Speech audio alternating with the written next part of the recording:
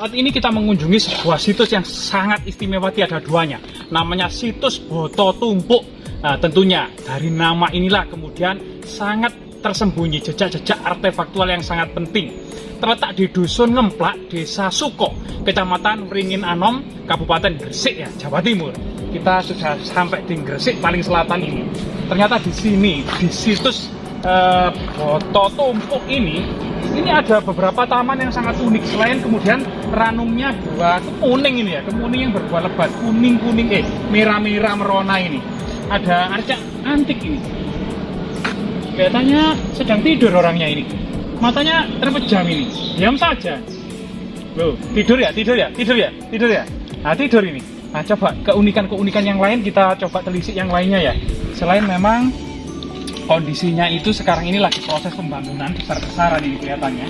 Jadi lampu-lampu tamannya itu sangat indah ini. Ada kemudian di sini, nah ini air minum barokallah, air minum barokallah. Gimana cara minumnya ya? Nah, ternyata airnya penuh, banyak. Nah, ini air minum ya, air minum barokallah ini. Lah, ini airnya. Kan nggak ada cangkir atau gelasnya untuk minum ya. Nah, tapi air minum ini barokallah ini. Nah, kelihatannya seperti Sunan Ampel, memang ada air minum gentong yang berisi air zam-zam lokal ya, air zam-zam lokal. Jadi air zam-zam lokal. Nah, di sini kita akan coba berkeliling, mencoba menemukan jejak-jejak artefaktual ya di daerah sini. Coba di situ ada semacam batu aneh Mbak ini, Mbak. Ini kelihatannya menhir atau prasasti ya. Ini menyerupai makara tapi alami sebenarnya, kayak makara lah ini. Nah, ini di semak-semak juga di pohon beringin ini ada batu aneh ya, Mbak. Nah, ini menyerupai bulan. Batunya ini bulat, menyerupai bulan. Itu coba kita tengok di samping yang lainnya ya. Sejak batu aneh ini. Ini batu putih loh, berbeda dengan area Pacet, Trawas atau kemudian di lereng-lereng Gunung Welirang, Arjuna maupun Penanggungan. Itu batu-batunya itu cenderung hitam dan kemerah-merahan. Kalau di sini itu kebanyakan batu-batunya itu putih. Batu putih serta jejak-jejak fosil laut. Sekali lagi lah ini. Nah, ini ciri khas daerah Pegunungan Kendeng ini, yaitu batu kemudian dengan fosil-fosil laut. Tentunya memang pada masanya ini kemudian diduga memang laut yang mumbul, yang ke atas ya. Yang ke atas. Nah, ini akar-akarnya ini coba. Sangat unik. Ini pohon apa ini ya? Pohon apa itu, Mbak? Kok berbuah lebat itu, Mbak, di atas itu, Mbak? Pohon kepo ya, pohon kepo ini. Nah, ini akar-akarnya itu keluar menonjol kayak ular, memang kayak ular naga. Nah, konon katanya memang di sini itu ada salah satu makam, bukan mitos atau legenda ya, memang bernama dari nisannya itu tertulis Eyang Naga Sakti. Jadi disinilah kemudian letak makam naga. Coba naga sakti ya, coba kemudian kita telusuri bersama-sama. Nah, ini pohon kepo itu, buah kepo itu seperti ini ya buahnya itu. Terus bijinya seperti apa? Oh, bijinya banyak kayak gini di dalam buah, ngumpul jadi satu gini ya pohon kepo ya. Oh iya. Di sini ada beberapa makam. Coba kita doakan dulu ya.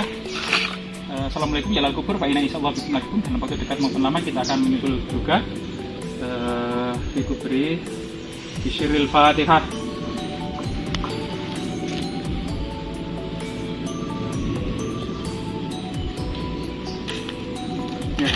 Kita cari jejak-jejak artefaktual lainnya gitu ya, selain kemudian untuk batu-batu yang unik tentunya ya. Nah, ini ada apa ya ini? Oh, kering, katanya jedingan. Kemudian di sini memang juga kayak bongkahan batu ya. Batu putih ya. Batu putih, ini memang batu putih. Terus di sini jejak-jejak ya fosil laut yang menempel-nempel di batu, memang jejak peradaban laut pada masa purba ya. Batunya juga dengan batu yang menyerupai ikan hiu. Nah, ini ada batu yang menyerupai ikan hiu di sini.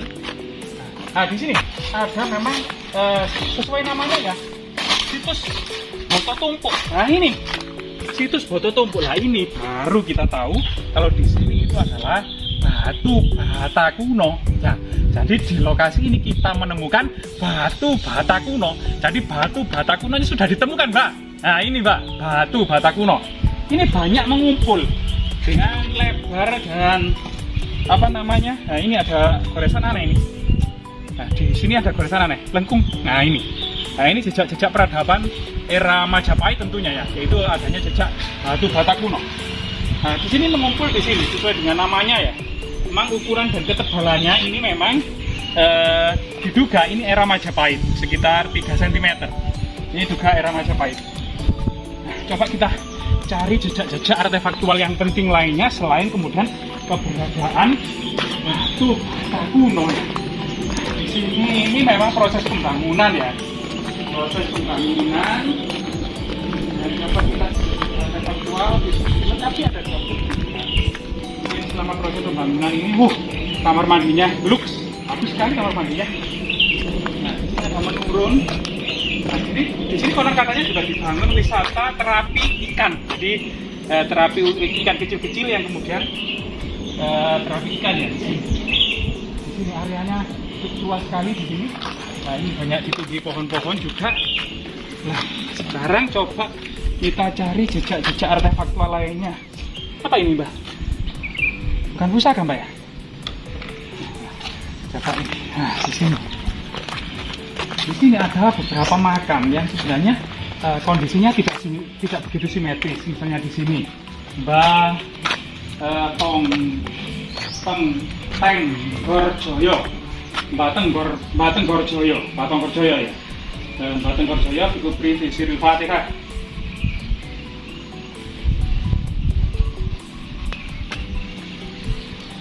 Ya, di sini kemungkinan salah satu makam keramat atau makam wali di sini memang ada jejak-jejak batu bata kuno era Majapahit di sini di bagian nisan kaki ya, bagian nisan kaki.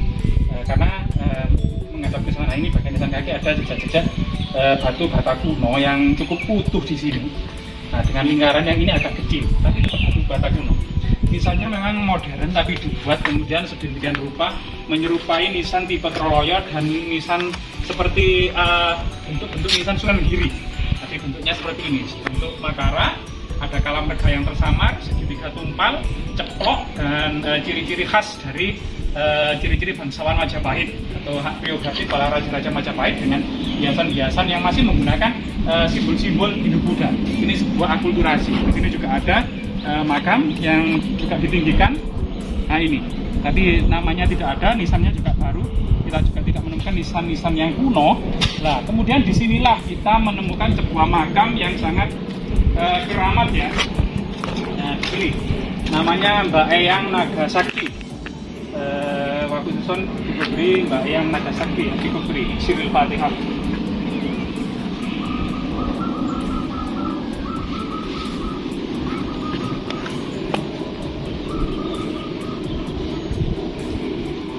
Iya, memang kerajaan Majapahit atau peradaban Jawa sendiri itu memang tidak terlepas dari simbol-simbol naga ya, simbol-simbol ular naga. Naga sendiri kemudian dipercaya pada mitologi kuno itu sebagai penopang alam semesta, penopang alam semesta atau penjaga dunia bawah yang menopang alam semesta.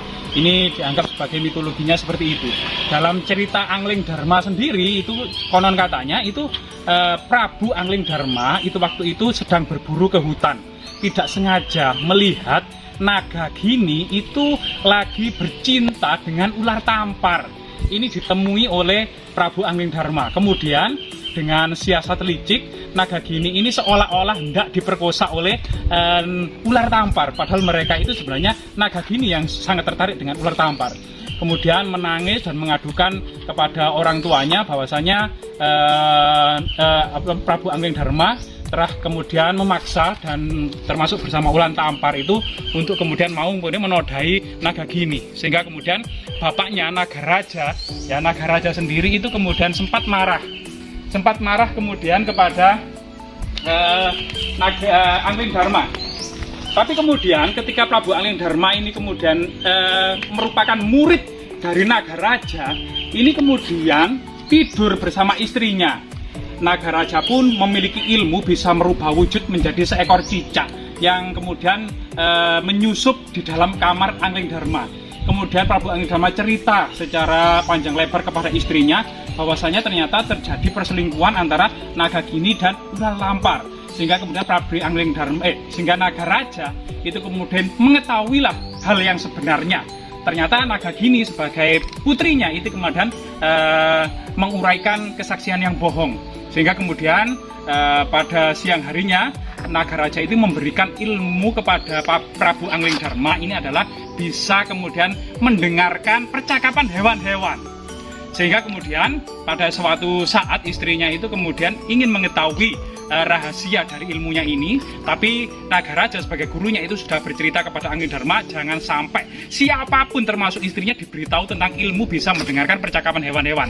Sampai kemudian meninggal pun itu tidak boleh membongkar rahasia tersebut. Tetapi istrinya yang demi cinta yang mengatakan sehidup semati, yaitu seperti bucin saat ini itu kemudian istrinya itu kalau tidak mau diberitakan rahasia keilmuannya itu rela mati. Prabu Anglingdarma pun karena merasa cinta kepada istrinya hendak kemudian menyeburkan diri kepada api pembakaran istrinya. Tetapi melihat percakapan dua ekor kambing yang mengatakan bagaimana Prabu Anglingdarma ini semasa hidupnya mengapa harus kemudian mengabdikan diri kepada satu orang istrinya yang sangat tidak rasional sekali demi cintanya gitu ya, mengajak Prabu Anglingdarma mati. Padahal seorang raja hendaknya mengurusi urusan rakyat yang sangat besar ini. Tentunya sangat bijak jika raja itu tidak menuruti istrinya tetapi mementingkan urusan negara, urusan masyarakat banyak, sehingga kemudian mendengarkan percakapan dua ekor kambing ini Prabu Anglingdarma tidak ikut menyeburkan ke dalam api unggun istrinya yang sudah menyeburkan terlebih dahulu. Itulah kemudian kisah bahwasanya naga raja termasuk seorang pendeta naga raja ini sangat kemudian terlibat sekali sebagai penasehat spiritual dari segi keilmuannya itu adalah para raja, terutama para raja Jawa, sehingga diduga yang naga raja sakti, naga sakti ini juga dimungkinkan seorang pendeta sakti atau seorang pendekar sakti yang merupakan penasehat dari seorang raja. Semoga kemudian situs-situs seperti ini tetap lestari ya, tetap memberikan edukasi dan manfaat kepada masyarakat sekitar dari segi kemaslahatatannya dan tetap terawat tentunya ya. Semoga kita terus lestari jas merah, jangan sekali-kali melupakan sejarah.